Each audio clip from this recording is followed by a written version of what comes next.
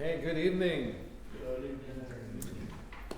Tonight's shir is sponsored Refuah Shalema Eliezer Shraga ben Yocheved Chana. To Hashem, he should have a Refuah Shalema Bekarov.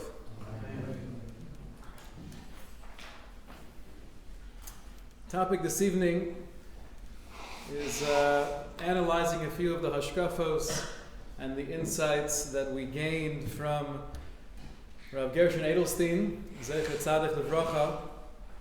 Obviously, to have an entire overview of his life and his hasmada, his diligence, all of the varied accomplishments that he was part of in the establishment and the enhancement of Torah and Eretz Yisrael and beyond is well above the scope of our limited time together. But I did want to take a few moments to focus on some of the main hashkafos that we've heard over the years, some of the guiding principles that Rav Gershon lived by, and to appreciate what we've lost and also to appreciate what we've gained. This is an article going back to the middle of COVID, 2020. Hagon Harav Gershon Edelstein answered a chinuch question recently that's on the minds of many parents with teenagers at home during the current coronavirus. A parent asked, "There are children in the house above the age of 12 who aren't keeping to a schedule because they're in the house all the time. They're going to sleep late, they're waking up late in the morning. How much should we be makpid with them on Zman Tefillah and Kriya Shema?" That was the question posed to Rav Gershon Edelstein. He responded, "Never force, only Darchei Noam. Rak Darchei Noam. It has to be pleasant." So the parent clarified, meaning to nudge them the Darchei Noam? And Rav Gershon said back, no, never nudge, only Darchei Noam. The children knows what's good for them.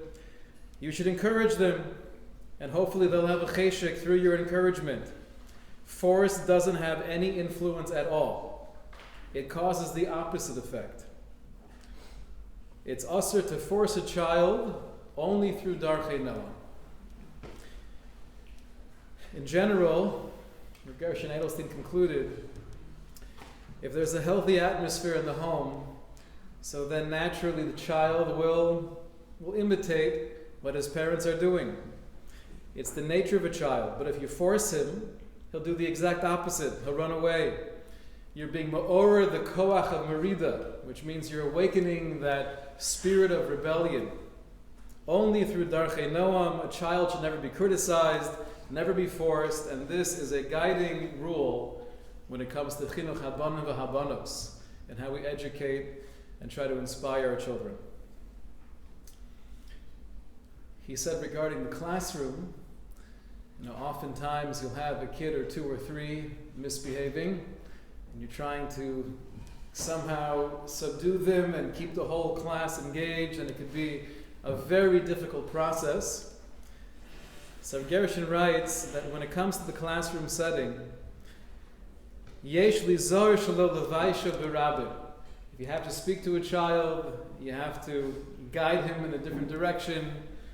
Try your best not to humiliate him in the front of the rest of the class. Rak lekachas oso b'yechidus. Take him individually, speak to him, and what do you say? So the first thing is you have to start off praising him and letting him know that he's a Baal Madrega. He has tremendous kochos. You're going to do incredible things. And I know who you are.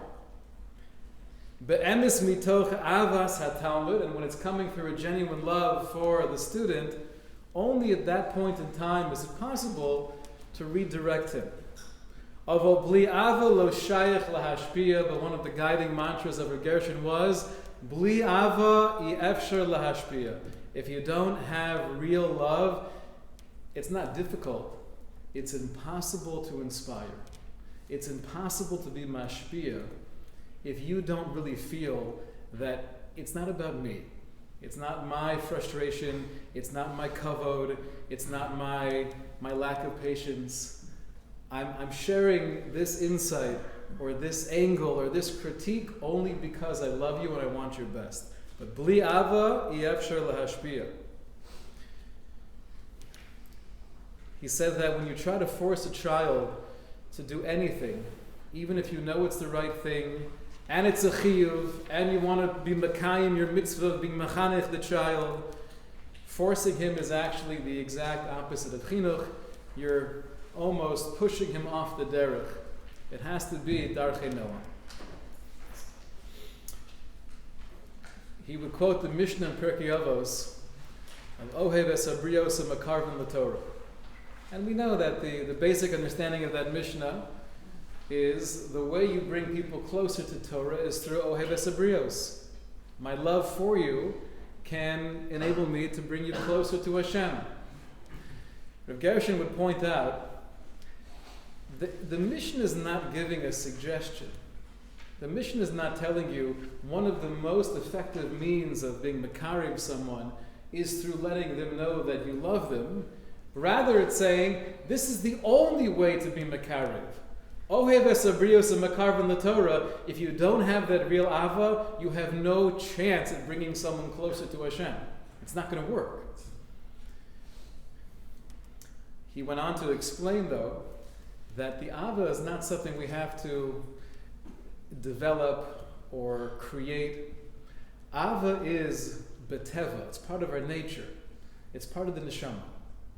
I love you automatically. There are things that get in the way. You might be annoying right now, so it's hard for me to feel that love, but the love is really there for every single Jew. It's embedded in my neshama. We find this idea actually in the writings of the Rebbeinu Bachaya, in the Chovos Levavos, in Shar Bitachon, when he speaks about one of the benefits of living with a sense of bitachon, of really having that clarity that Hashem is running every step of my life, is that I'm able to love people in a more genuine and real way. Why do I love you more? Because I have bitachon in Hashem.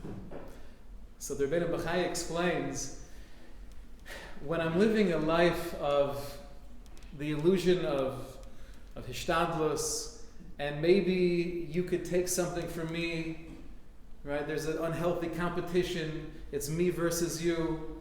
HaKadosh Baruch Hu is not really in total control, but we have to fight it out. So then you have this ma'akev, you have a mechitza, you have this barrier. When you're living with that breakthrough, where I understand that everything is HaKadosh Baruch Hu. Of course we have to play the game of Ishtadlus, but it's all Hashem directing every aspect of my life. So then I don't have to feel jealous. I don't have to be competitive. But how does that explain why I love you? That just takes away the negativity. How does that explain why I would have this real desire to connect with you? Where does that come from? And the answer is because that's always there. That's part of the essence, that's part of the makeup of the neshama. There are things that get in the way. However, he would caution that there's a distinction between being a chaver and being a yedid. You want to be loving and friendly, but you're not your child's friend. You're not the friend of a student. You can't create this equal playing ground where you lose that healthy respect and that reverence that a child should have for a parent. And if they start referring to you in terminology such as bro, right? I've been the recipient of that a couple of times. Then you have to call them out. We don't call Tati bro. I'm not a bro. I'm your father. And I love you dearly, but you can't refer to me as bro. We're not a chaver in that sense. However, yedidus, a love and a connection, that we're striving for, right? So it's fine balance of exuding the love, getting rid of all of those mechitzos that allow the natural love to come pouring out, but in a way where we're able to maintain that healthy respect that a child hopefully has for a parent or for a teacher. Simchas achayim. Now, it's unfortunate because many of the pictures of Rav Gershon Edelstein, they don't portray him as Mole Simcha, as overwhelmed with joy. But Baruch Hashem, there are definitely pictures that do capture his real, genuine Simcha Sachayim. He would speak about the importance of Simcha Sachayim as a fuel for having a vitality and an energy in life. And where does Simcha Sachayim come from? Right, I'm trying to create an environment within my home, within my classroom. I want the children growing up within this sviva, with this culture, to feel that we're not like bound or restricted by the Torah, but this is something that we feel fortunate to embrace. We really do have that sense of Ashreinu ma tov chalkeinu. So where does that joy come from? It comes from being empowered. If I feel that I'm capable, if I feel it's possible to excel, I could have a mastery over something, then I have a chance of feeling Simcha Sachayim. Take a look here at page 2. This is also a direct quote from Gershon Edelstein. He says, "Hasimcha hi chashuva ma'od." Joy in life is so critical. Ki ha'adam shesamach yesh lo meretz. A person who has a feeling of joy, he has energy, he has vitality. Ki shehatalmid roa mashu yachol. And when a child's able to get a little bit of a glimpse into what they can accomplish, into what they can do, through healthy praise and feedback and encouragement, hu samach bechelko umekabel meretz lahamshich lisalos. Then a child feels, I'm happy with who I am, I'm happy with where I am in life, and I'm motivated to continue growing. He used to say that when the Mishnah tells us, Ezehu Asher Samech Bechelko, being happy with what you have is not limited to the realm of Gashmias, but it's true within Ruchnias as well. We have to be Sameach Bechelko. We have to give off the impression that whatever you've done up until this point is incredible, and you should cherish this, and you should cherish yourself. Don't be Mistapik Bechelko. Not to be complacent. I always want more. I want to stay hungry for further growth, but cherish the fact that, look at this, right? At the beginning of the year, you had a very difficult time making a laning, being able to read a pasuk the way you do now, right? The growth has been incredible. Simcha comes through a sense of accomplishment. Now, applying some of these concepts to halacha l'maisa, right? Practically speaking, let's jump into a classroom. And it's interesting because Gershon Edelstein will, in a moment, discuss a little bit of his background, but he was the go-to address for all questions relating to chinuch, of all ages, from little boys and girls to bachrim, to yeshiva students, to kollel men. And he used to speak about the purpose of testing children. What's the point of a bechina? So I think if you were to ask the vast majority of people, they would probably say one of two things. All right, let's get a random answer. What would you say? What is the point of a teacher testing their students? What do you say? To see their knowledge, right? To see if they understand what's going on in the classroom. That's probably one of the most common answers. Another answer could be to motivate them to study, right? I have a hechrach, I have a reason why I have to review the material because I know tomorrow's the big exam. Rav Gershon Edelstein said the point of a bechina, the reason why a teacher gives a test, is really not for any of those reasons. If you're teaching well and you're connecting with your students, you don't need to give them a bechina to know where they're holding and what they understand. You pretty much could size up everybody. That's why, by the way, when I was in high school, I would always do really well on the first few exams. Because I knew that the teachers wouldn't really grade the test. No one sits there and reads every question. Once they get the picture of you as like, oh, he's a studious kid, So then you can assume that throughout the rest of the year, they'll just continue assuming you know what you're talking about. But that's not why we give the Bechina. And it's not to motivate or to create a fear factor. You have to study because tomorrow's the big day. Rather, explain to Gershon Edelstein, the reason we give tests is to be able to give the students a sense of accomplishment. That I could walk away. I, the little boy, the little girl, I could walk away after taking a test feeling, wow, I really have a mastery of this information. I really learned this stuff well. And therefore, halacha l'maisa, what does this translate into? When you're creating the test, the goal is not to get you.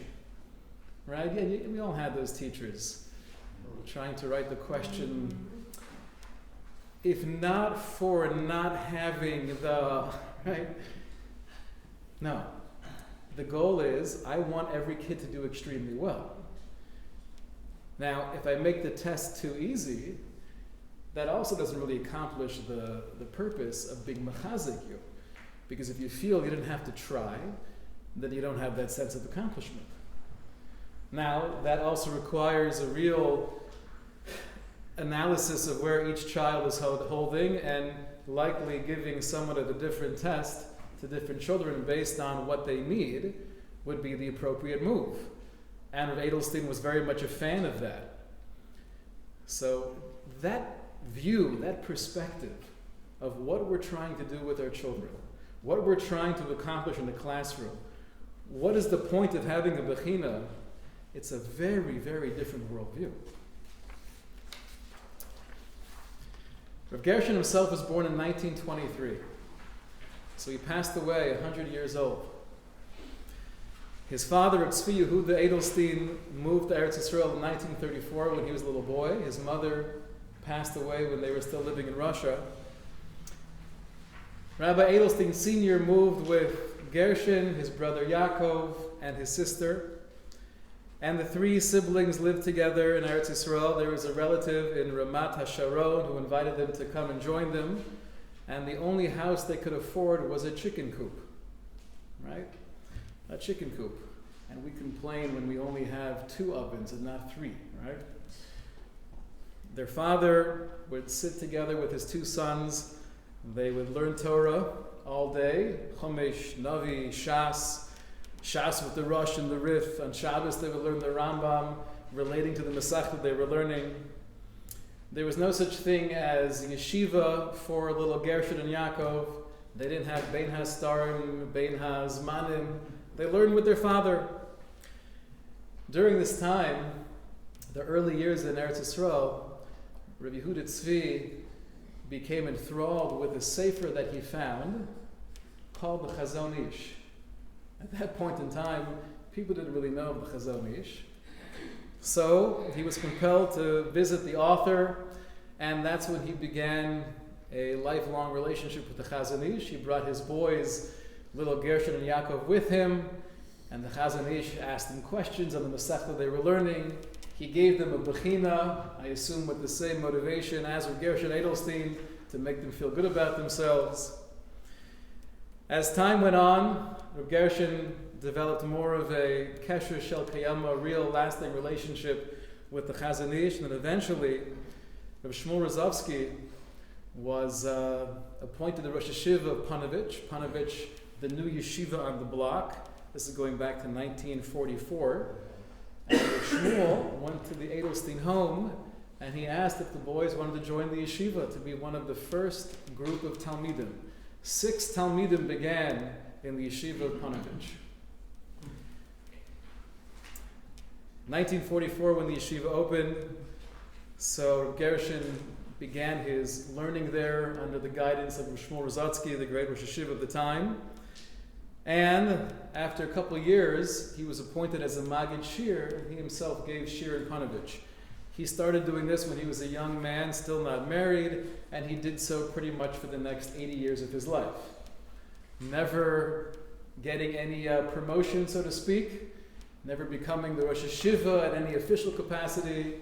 He was a Magid Shir in Panovich for 80 years. That's what he did for a living, and on the side he tried helping Klal Yisrael, giving Eitzah and Hadracha to the best of his abilities. A lot of what we see and we appreciate from Rav Gershon Edelstein, a lot of these ideas are they're not chidushim, right? They're not breakthrough, radical ideas, totally revolutionizing the world of chinuch. But what made it so powerful is the fact that these ideas were coming from a human being who was really living everything he spoke of. We have this very strange conversation that takes place between Moshe and Yisro in the Parsha, where Moshe is trying to convince Yisro to stay with us in the Midbar. We need you. Please don't go back home. And he had his own reasons why he wanted to leave. Different interpretations are given. Rashi says he wanted to go home to be able to be Magayer Mishpachto, to convert his family and bring them all under the sheltering wings of the Shekhinah. The argument, though, that Moshe Rabbeinu makes to his father-in-law, he says, Al na tazov osanu, please don't leave us. Ki al kein yadatach anoseinu b'midbar, you know our encamping in the Midbar. V'hayisa lonu le'einayim, you will be for us, you will be our eyes. V'hayisa lonu le'einayim, you will be our eyes. The Das Akedim explains that Moshe was trying to guilt Yisro into staying by saying, we need you more than any other man here. What's special? What's unique about you? Sheharo moscha imanu yomru, because those of us who will see you, that you're staying with us and you're continuing the journey and you're totally one of the Bnei Yisrael, and you didn't go home and you left everything behind, then they're going to see and recognize and have a deeper appreciation of all the incredible nisim and niflos that Hashem has done for us. Because they're seeing you, they're looking at you. Vayisa lanu le'enayim, meaning that you're going to enlighten us into a deeper, more passionate love of HaKadosh Baruch Hu. Now everyone there was well aware of the fact that they've been through some pretty incredible things together, and they all had a real emunah and bitachon. But looking at Yisro and seeing, here's a human being that is living his life based on all of these values. Here's a human being that was willing to change everything he was doing up until this point because of the reality and the truth of Torah and the reality and the truth of HaKadosh Baruch Hu. The fact that we know all these things are true doesn't have the same impact as it does when we see someone living his life based on that truth. Vayisa lonu le'enayim. When we heard these Hashkafos, when we had the ability, those who were there together with Reb Gershon, or those of us who were able to read his Svarim, knowing that there's someone alive who not only preaches, so to speak, these Hashkafos HaTorah, but he embodies these Hashkafos HaTorah, it gave us more of a reality of what this means and what we're striving for. I want to read to you an incredible letter that Rav Gershon wrote in 2020, also during the real pachad of Corona. This is the summer of 2020 on page 6. He's writing this letter to be mechazik and to encourage others. Obviously, it was a very scary time, and every day we were getting news that someone else passed away or someone else is deathly sick. What are we supposed to be focusing on now? We're all stuck home, we're in isolation. Like you mentioned before, right? The kids aren't going to school, they're off schedule, family life is difficult, marriage is strained. What are we supposed to be focusing on? So he starts off by encouraging, obviously, the learning of Torah, Talmud Torah Keneged Kulam. But then for the majority of his letter, he speaks about, right now the call of the hour is being able to maintain composure and focus on what's important within the bias and my relationship with my spouse, my relationship with my children. When I'm speaking to someone on the phone, what are we talking about? How are we speaking about others? Listen to some of these lines that he writes. Everything we do, all of the ruchnias that we try to strive for during this time of COVID, should be b'tzura ne'ima, in a pleasant way. Shekol echad yargish no'im b'bayis. You want to create a feeling of pleasantness in the home. Without any frustration, it should be b'simcha u'b'humor katzatz. And you should be able to laugh a little bit. Don't lose your humor. Mitoch avira ne'ima. It should be pleasant, it should be relaxed. Lis yaches b'sefer panim yofos, to keep that smile. Now, how in the world do you maintain a avira ne'ima when you're living in darkness and confusion and you're being fed so many different lies and you have no clue what tomorrow's going to bring and people are actually dying? Stay focused. Reb Gershon would say, and it was interesting, Reb Asher Weiss Shlita, when he gave a brief eulogy for Reb Gershon Edelstein, he focused on Reb Gershon Edelstein's Svara Yeshara. Right? He wasn't known for being crazy brilliant, or he didn't necessarily have the same Bikias mastery of every part of Shas like Reb Chaim Kanievsky. But what was so unique to Reb Gershon Edelstein was his yashrus, seeing things clearly, not being distracted by the silly things in life. And in this letter, I think it screams out. This is the test that we have to withstand going through this time period. Our challenge is, can we maintain composure? Can we continue being nice and civil to each other when we feel like the world is crumbling around us? Lo ledaber bikoris al shum adam, not to speak negatively about people, not to put others down. Ledaber benachas b'tzura yofa mitoch habayis v'gam kol echad v'echad v'gam kishemedabrim b'telefon. Try to speak like a mensch. Shehakol yeh b'tzura ne'ima k'moshe tzarech lios mitoch avas habrios. It should all be coming from that natural avas habrios.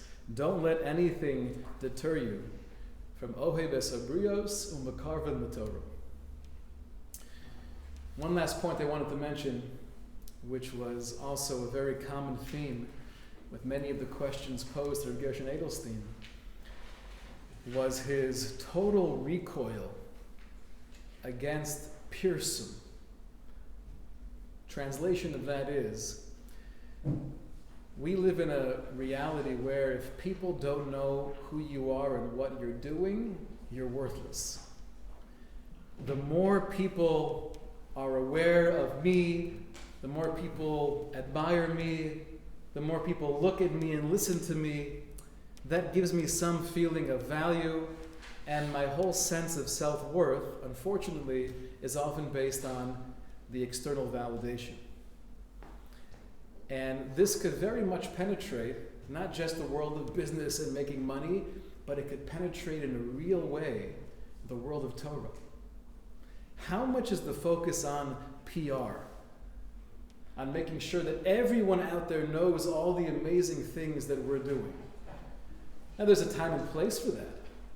If you want to be mechazik yourself, right? When something beautiful happens in the community, we'll have a learning on a Sunday morning and we take pictures, so it makes sense. Send out the emails.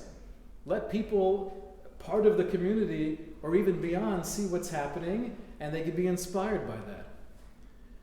But when you start going down that path, where I have to make sure that everyone else knows what we're doing and why we're doing it and how incredible we are and how many people, and then you have to wonder, maybe we lost focus somewhere along the line. The question that was posed to Gershon Edelstein, Mekubal kahayom kishiposchim mosar chodosh lefarsei ksava b'itun. It's accepted nowadays when you're opening up a new institution, you go big and you make sure everyone knows about it. Ha'im yesh inyan b'zeh. Is this really something that one should do?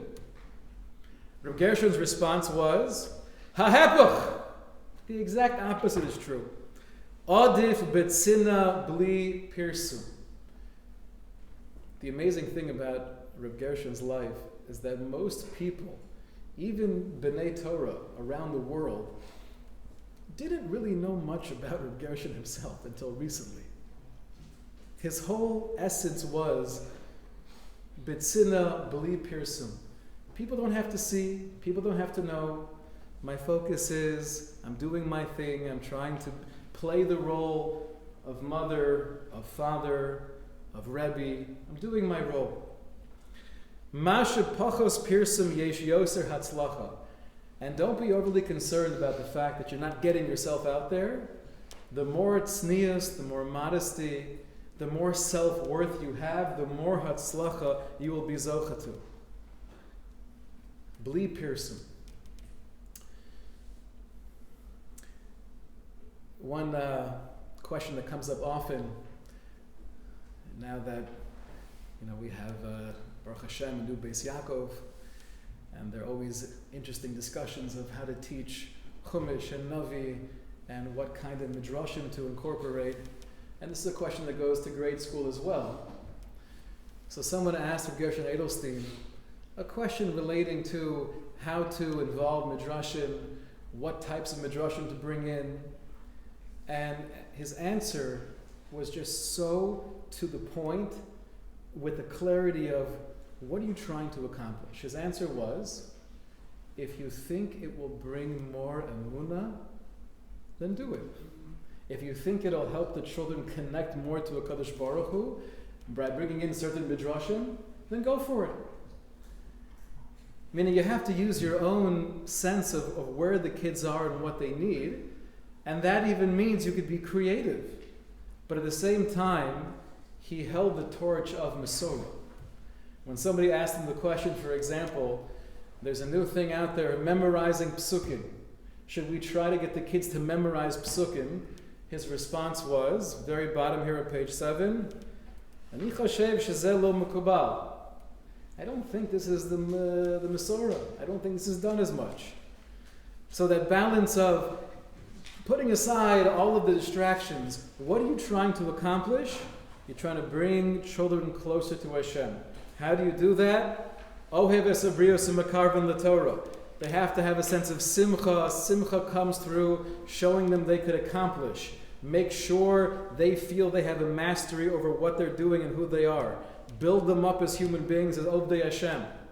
Try to create an environment of ne'imus, where it should be pleasant. B'sefer panam yofos, there should be a smile, and with a little bit of humor, even during COVID.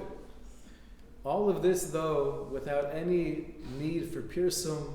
It should be b'tznius, with modesty. Be creative, know what the kids need, but at the same time make sure to hold on to the Masorah. These are some of the guiding ideas that we've learned from the life of Gershon Edelstein. Seeing someone like that and learning from a human being who not just shared the wisdom but lived that wisdom is something that Mitzvah Shem will be very inspiring for us, and hopefully we could become that person for others. Good day.